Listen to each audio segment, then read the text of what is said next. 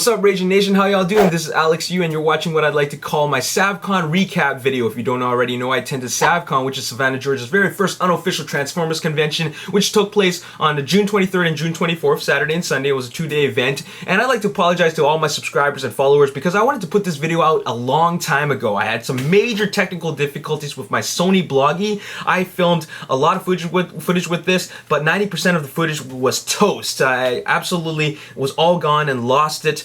Because I'll be completely honest, it was my fault. I did something really careless, and I was a little bit peeved off at myself, but I'm not going to think about it anymore just because I gotta move on and stay positive. I still had the footage from my iPod and also from my DSLR, so we're still good in that department, so I don't want to think about that anymore. I gotta share with you my experience, okay? This is my first time going to a Transformers convention, never been to TFCon, never been to BotCon, so SavCon, here I come. And I was really excited because it was quite an honor to be, in the same listing as Greg Berger, who voiced G1 Grimlock, Neil Kaplan, who voiced RID Optimus Prime, Lee Takar, who voiced Beast Wars Ravage, and also Daniel Ross, who voiced Starscream in the video games, and also Rando Ng, who did all the animation for all the Energon O videos on YouTube and a bunch of other CG animated videos. So that was a huge honor. But the craziest part was actually getting to Savannah. The original plan was to leave Vancouver International Airport at 7:30 and arrive in the afternoon in Savannah the next day on a Friday. So that didn't happen. We had a 2-hour delay, had to leave Vancouver at 9:30, arrive in San Francisco at midnight, have this 6 to 7 hour delay before I can talk to another agent to rebook my flight to get to DC from San Francisco to Savannah. So just so that you're not confused anymore, I'll clear things up for you. Vancouver to San Francisco to DC, DC to Savannah. But I couldn't make it for those times. The 2-hour delay just messed everything up. So the earliest time that I could arrive in Savannah was on Saturday, which is already day one at noon. So that totally screwed things up, and I had to cancel my hotel. I was supposed to check in for Friday, couldn't make that. So I had to call the hotel and say, I can't make it for Friday check-in, gotta check in on Saturday. So I did that successfully, but when I told Sean about the bad news, oh man, he was freaking out just because a lot of other people had their flights delayed, and so it wasn't looking good.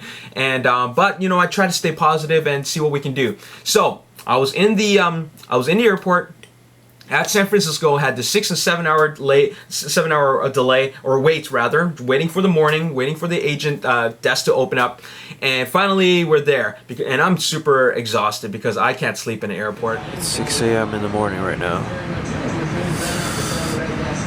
The plane to DC leaves in 2 hours at 8 o'clock.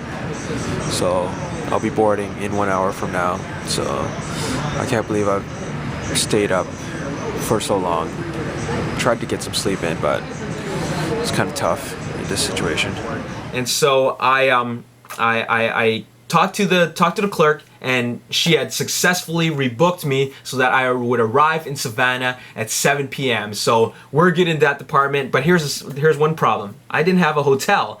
So but that came with a silver lining because, well, check out this video. So I got some even more good news, and that is I was a little worried about the hotel situation, so I sent a text message to Sean. He's the organizer of the event. I told him all the good news where I can actually arrive today and not tomorrow.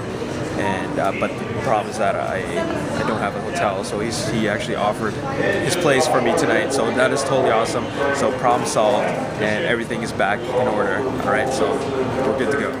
So, Sean, being the awesome guy that he is, he gave me his room. He gave me his hotel room at the Hilton because I wasn't able to rebook at the other hotel that I wanted to go in for. As soon as I canceled my Friday night check-in, they filled up that spot. So that kind of sucked, but Sean gave me his room, so what a swell guy. So I was on the flight from San Francisco to DC, but then when I arrived in DC, they had switched gates, so I was no longer getting on the plane from gate 84. I had to go all the way to C22, which was a huge long run, walk, whatever you want to call it. It was a great cardio workout. And this is a really busy and a very long hallway. I still haven't gotten to C22 yet, and I've been walking for a long time. So I gotta start running. There's my gate. A5. Made it. No problem. So once I got on the plane, there was a 1 hour delay for nobody knows why. Just the pilots kept on informing us, saying that we're doing everything that we can. We apologize for the delay. We're doing everything we can. When in fact they're really doing nothing but informing us that they're doing everything that it can. And I was seated next to a local of Savannah, so I wanted to ask her, so, you know, what's Savannah like? And then she told me, and then I said to her, if there's anything you want to know about Canada, now's the time. And then she wanted to know what Canadians eat, because it was a huge mystery to her. And then she said, y'all eat pancakes? And I said, yes, we definitely eat pancakes amongst a lot of other things. So that was really amusing, but it was just cool to get to talk to the locals around Savannah. Once I arrived in the airport at 7 p.m., I was supposed to take the cab to the Hilton, but I had to get a cab. As I was walking around, I bumped into Paul, who is Sean's assistant, and he was actually waiting to pick up Daniel Ross, who he thought was going to arrive an hour and a half earlier, but little did we know that we were on the same plane as each other, that we were on the same plane from DC to Savannah. Daniel Ross is from DC. So that was awesome because Paul was able to drive us both, and then we got to the convention hall and I met Sean. Sean was really happy to see me, and that was totally awesome, but we were all hungry. So me, Sean, Paul, and also, not Sean Paul, but Sean and Paul. No. Me, Daniel, and Paul. Sean did his own thing, and also Dan Canna, who was also, he was the artist for the TFCC.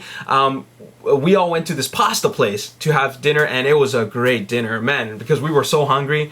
And one of the things that I noticed was that the server was very, verbally affectionate because she called every single one of us baby at the end of every sentence. For example, you need any water, baby? Or, y'all want some more bread, baby? And, do you need a real film, your pop, baby? And then, are you ready to order, baby? So that was kind of amusing to me because when I go to different countries, I like to notice the mannerisms of people, of the locals there. So it was really amusing to me. And anyways, after that, it was pretty much home free for me because I got to my hotel that Sean gave to me. Had to sleep on the couch because Sean and Paul were going to sleep on the king size bed. But I took the couch, which was totally cool. And check out this video. I'm in the hotel. And this is not my hotel, this is actually Sean's hotel. And he had to share a room with me because I had canceled my Friday stay at the extended stay. But I needed it back because I ended up arriving on time, arriving on a Friday. So yeah, I'm gonna be here for one night, and then Saturday or Sunday I'll be 2 blocks down at the other hotel. But right now I'm just gonna chill, relax, take my shoes off, and then just yeah, it's kind of dark. How do you turn on the light around here? Damn.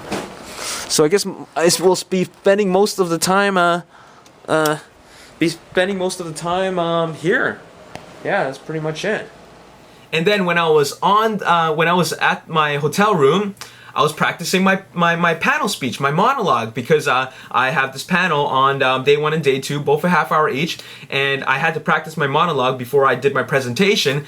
But the one thing that I noticed was that there was a freaking cockroach crawling across the table where the TV was on, and that freaked me out. So I took off my shoe and then spanked it. Just smashed it. And then later on, when Sean and Paul come in, I tell them there was a freaking cockroach, and then little did they know that there was 2 cockroaches crawling up the wall right behind them, and then so they totally destroyed those things, and those freaked me out, and I couldn't even get a really good sleep because I kept on thinking about cockroaches on my face and whatever. So that was my experience of part 1 of Savannah, Georgia at SavCon. Well, not actually at SavCon, just at Savannah, and it was quite a circus.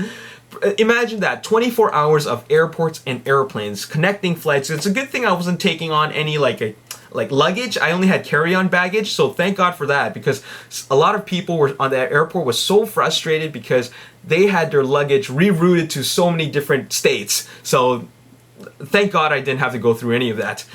Anyways, oh, that's what happened to Lee Takar. His baggage went somewhere else. So that was really frustrating.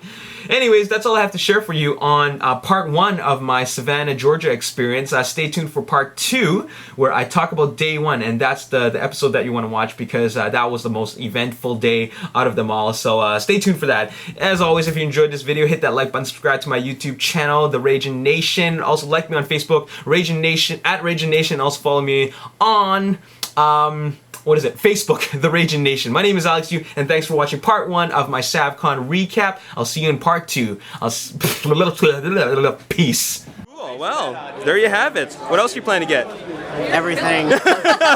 Oh, you got something there. Your mom bought something. Yeah. Oh, This is for her own collection.